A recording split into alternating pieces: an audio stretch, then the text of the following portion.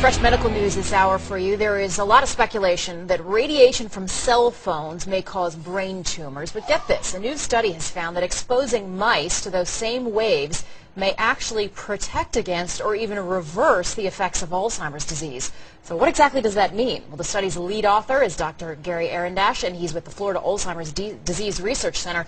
He's with us on the phone. Doc, what happened here in layman's terms, if you will?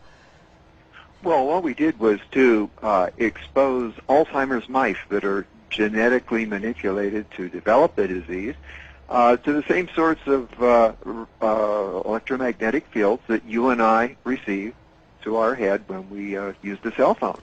And if we started that exposure early in their adult life, they were protected against the disease. And if we started it later in life, when they already had the memory impairment, that memory impairment was actually reversed.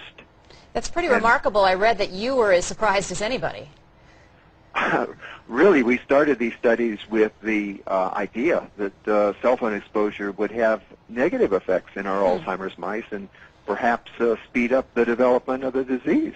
So how do you translate this, if at all, to humans? Obviously, we'd have a thicker skull, different bodies, etc. Well, it's difficult presently for reasons you just mentioned, but we feel that these results do take a number of months in our Alzheimer's mice. And by the way, we also got enhancement of memory in normal mice with the cell phone exposure.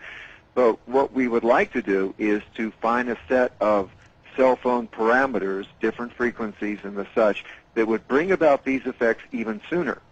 And if we can confirm that they are safe to the mice, that combination, to me, is the key to translating this into human trials. So hopefully in the next few years we'll have those answers. Well, I don't want this to sound silly, but at this point, you wouldn't go so far as suggesting that we strap a cell phone on our head at all times.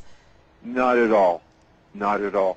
As a matter of fact, most of the radiation you get from a cell phone is to the side of the head that you hold the phone up to.